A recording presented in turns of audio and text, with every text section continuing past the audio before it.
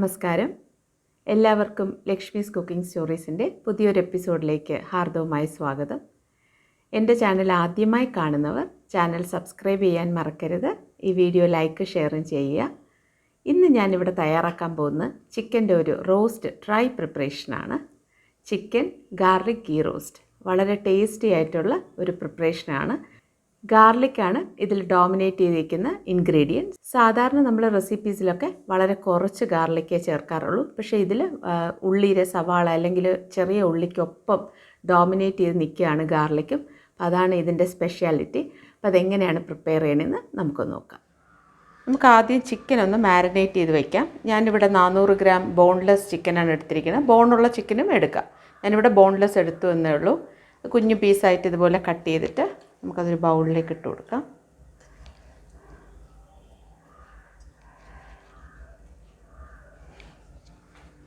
അതിലേക്ക് ഒരു 2.5 table spoon തൈര് ചേർത്ത് കൊടുക്കാം.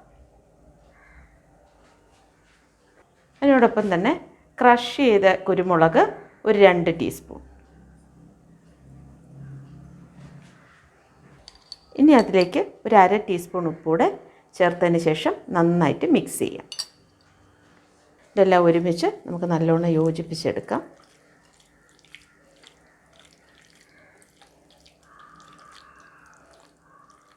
ഇതെല്ലാം ഒരുമിച്ച് നന്നായിട്ട് യോജിപ്പിച്ചിട്ടുണ്ട്. നമുക്ക് ഈ മാരിനേഷൻ സെറ്റാവാനായിട്ട് ഫ്രിഡ്ജിലേക്ക് ഒരു 1 മണിക്കൂർ സെറ്റ് ചെയ്യാൻ വേണ്ടി ഞാൻ മാറ്റി വയ്ക്കുകയാണ്. 1/2 മണിക്കൂർ സെറ്റ് ചെയ്താലും മതി. ഫ്രിഡ്ജിൽ വെച്ചിരുന്നാൽ 1 മണിക്കൂറോ 2 മണിക്കൂറോ സേഫായിട്ടിരിക്കും. നമുക്കിത് ഫ്രിഡ്ജിലോട്ട് മാറ്റി വയ്ക്കാം. നമ്മൾ ചിക്കൻ മാരിനേറ്റ് ചെയ്ത് വെച്ചിട്ട് 1 മണിക്കൂറായി. ഇനിയിപ്പോൾ അതിന് ബാക്കിയുള്ള ഇൻഗ്രീഡിയൻസൊക്കെ പ്രിപ്പയർ ചെയ്യാം. ഇത് ചിക്കൻ ഗാർലിക് ഗീ റോസ്റ്റ് ആയതുകൊണ്ട് ഗീ ഉപയോഗിച്ചാണ് ഇത് പ്രിപ്പയർ ചെയ്യുന്നത്. അപ്പം നമുക്ക് ഒരു പാനിലേക്ക് ഒരു 2 ടീസ്പൂൺ നെയ്യ് ആഡ് ചെയ്ത് കൊടുക്കാം.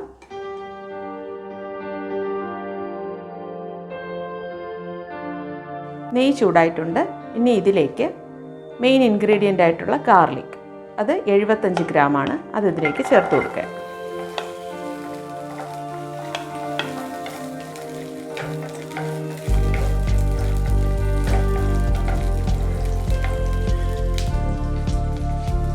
ഇനി അതിലേക്ക് 75 ഗ്രാം ചെറിയ ഉള്ളി കൂടെ ചേർത്ത് കൊടുക്കാം.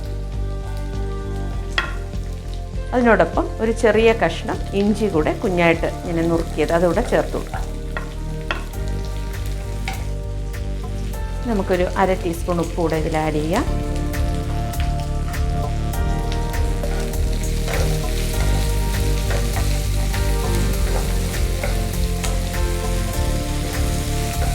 ഇനി നമുക്കിത് നന്നായിട്ട് വഴറ്റിയെടുക്കാം.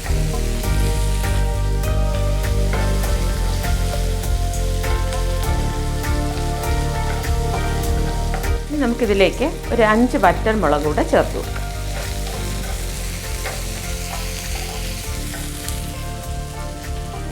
അതിനോടൊപ്പം കുറച്ച് കറിവേപ്പില കൂടെ ആഡ് ചെയ്യാം. എന്നിട്ട് ഇത്രയും ഇൻഗ്രീഡിയൻസ് നമുക്ക് നന്നായിട്ട് വഴറ്റിയെടുക്കാം.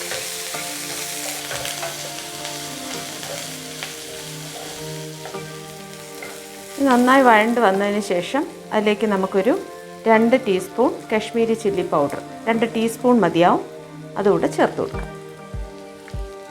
അതിനോടൊപ്പം തന്നെ ഒരു 1/2 ടീസ്പൂൺ ഗരം മസാല. ഇത് ഞാൻ വീട്ടിൽ വറുത്ത് പൊടിച്ച ഗരം മസാലയാണ്. ഇതിൻ്റെ റെസിപ്പി ഞാൻ നേരത്തെ അപ്ലോഡ് ചെയ്തിട്ടുണ്ട്. ലിങ്ക് ഞാൻ ഡിസ്ക്രിപ്ഷൻ ബോക്സിൽ കൊടുക്കാം. വീട്ടിൽ തയ്യാറാക്കി വയ്ക്കുമ്പോൾ ഗരം മസാലയ്ക്ക് ഒരു പ്രത്യേക ഫ്ലേവറാണ്. അതുകൂടെ ഞാനിതിലേക്ക് ചേർത്ത് കൊടുക്കാം.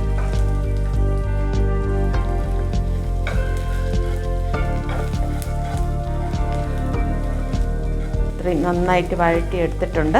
നമുക്കിനി ഫ്ലെയിം ഓഫ് ചെയ്തതിന് ശേഷം ഇത് നല്ലോണം തണുത്തിട്ട് പേസ്റ്റ് രൂപത്തിൽ നമുക്ക് അരച്ചെടുക്കാം. നമ്മൾ വഴറ്റിയ ഇൻഗ്രീഡിയൻസ് ഒക്കെ തണുത്തിട്ടുണ്ട്. അത് നല്ലോണം ഞാൻ അരച്ച് വെച്ചു. ഇനി നമുക്ക് ബാക്കി പ്രിപ്പറേഷൻ ചെയ്യാം. ഒരു വലിയ കടായി എടുത്തിട്ട് അതിലേക്ക് 2 ടേബിൾ സ്പൂൺ നെയ്യ് ചേർത്ത് കൊടുക്കുക.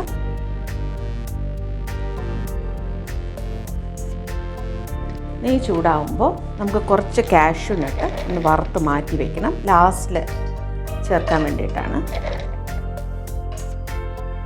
വളരെ കുറച്ച് മതിയാവും. നമുക്കൊന്നിങ്ങനെ സോട്ട് ചെയ്ത് മാറ്റി വയ്ക്കാം.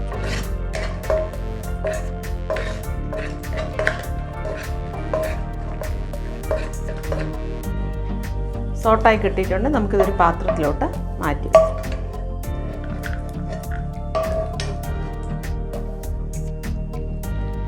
ഇനി നമുക്കിതിലേക്ക് നേരത്തെ മാരിനേറ്റ് ചെയ്ത ചിക്കൻ ആഡ് ചെയ്ത് കൊടുക്കാം.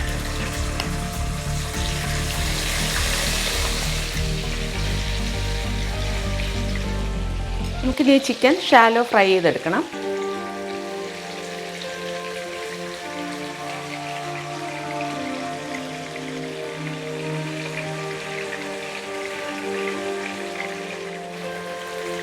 ഒരു സൈഡ് ചെറുതായിട്ട് ഫ്രൈ ആയി വരുമ്പോൾ മറ്റേ സൈഡ് തിരിച്ചിട്ട് കൊടുക്കാം.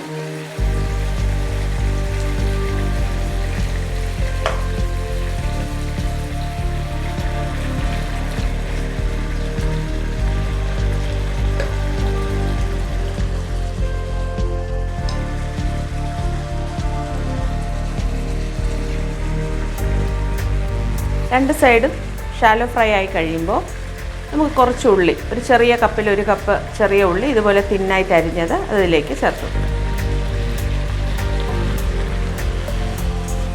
ഇനി നമുക്ക് നല്ലോണം ഒരുമിച്ച് ചേർത്ത് വഴറ്റാം.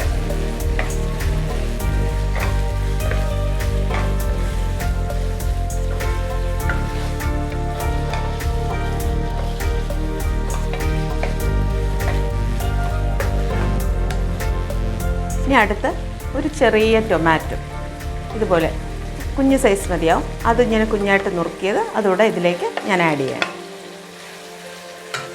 അതിനോടൊപ്പം ഒരു പച്ചമുളക് കുഞ്ഞായിട്ട് കീറിയതും ആവശ്യത്തിന് കറിവേപ്പില അത്രയും ചേർത്ത് കൊടുക്കുക. എന്നിട്ടെല്ലാം ഒരുമിച്ച് നല്ലവണ്ണം വഴറ്റിയെടുക്കുക.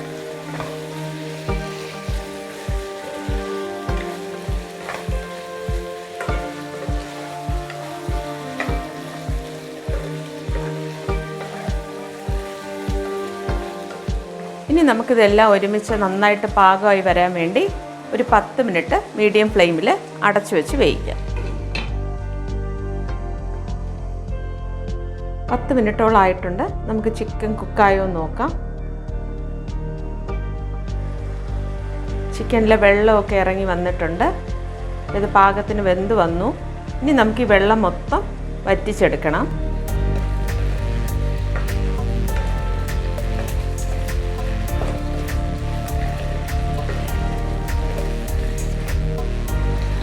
നമ്മൾ നേരത്തെ വഴറ്റിയ ഉള്ളിയും വെളുത്തുള്ളിയൊക്കെയാണ്, അത് അരച്ച് പേസ്റ്റായിട്ട് വെച്ചിരിക്കുന്നത്. അത് ഇതിലേക്ക് ചേർത്ത് കൊടുക്കുകയാണ്.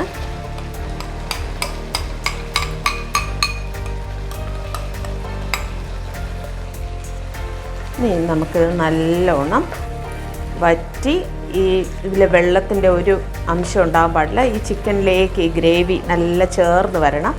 അങ്ങനെ നമുക്കിത് വറ്റിച്ചെടുക്കണം. വഴറ്റി തന്നെ എടുക്കണം. അപ്പം നമുക്കത് വഴറ്റിയെടുക്കാം. മീഡിയം ഫ്ലെയിമിൽ നമുക്ക് നല്ലോണം ഇത് വഴറ്റിയെടുക്കാം. ഇങ്ങനെ ഗ്രേവി ഇങ്ങനെ ഇരിക്കുന്നത് നല്ല പറ്റി ഈ ചിക്കനിലേക്ക് ചേർന്ന് വരണം. അതുവരെ നമുക്കിങ്ങനെ തീയിലിട്ട് കുക്ക് ചെയ്യാം. നമുക്ക് ഈ സമയത്ത് ഉപ്പൊന്ന് നോക്കാം.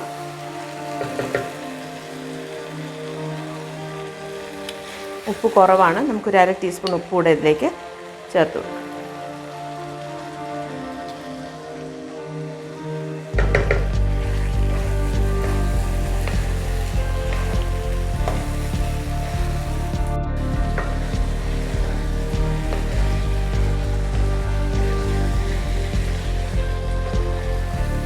നമ്മളിങ്ങനെ നല്ലോണം ഇത് വഴറ്റിയെടുക്കണം. അതിലാണ് ഈ കറിയുടെ ടേസ്റ്റ്. എണ്ണയൊക്കെ തെളിഞ്ഞിങ്ങനെ വരണം. ഇതിപ്പോൾ നോൺ സ്റ്റിക്ക് പാൻ ആയതുകൊണ്ടാണ് ഒത്തിരി ടൈം എടുക്കുന്നത്. നമുക്കിപ്പോൾ ഇൻഡാലിയം ഉരുളി അല്ലെങ്കിൽ ഇരുമ്പ് ചട്ടിയിലൊക്കെ ആണെങ്കിൽ പെട്ടെന്ന് അത് വറ്റി വരും. അങ്ങനെയുള്ള പാത്രങ്ങളുണ്ടെങ്കിൽ അതിലുണ്ടാക്കി നോക്കൂ. ടേസ്റ്റും നല്ലൊരു വ്യത്യസ്തമായ ടേസ്റ്റാണ് ഇരുമ്പ് ചട്ടിയിലൊക്കെ ഉണ്ടാക്കുമ്പോൾ. ഇതിപ്പോൾ ഏതാണ്ട് വറ്റി വന്നിട്ടുണ്ട്. അടി പിടിക്കാതെ നോക്കണം. നോൺ സ്റ്റിക്ക് ആയതുകൊണ്ട് അടി പിടിക്കില്ല, എന്നാലും നമ്മളൊന്ന് ശ്രദ്ധിക്കണം. എണ്ണയൊക്കെ തെളിഞ്ഞ് വന്നിട്ടുണ്ട്. ഇതാണ് അതിൻ്റെ കറക്റ്റ് പാകം. ഇനി നമുക്ക് ഫ്ലെയിം ഓഫ് ചെയ്ത് ഇതൊരു സെർവിങ് ബൗളിലോട്ട് മാറ്റാം.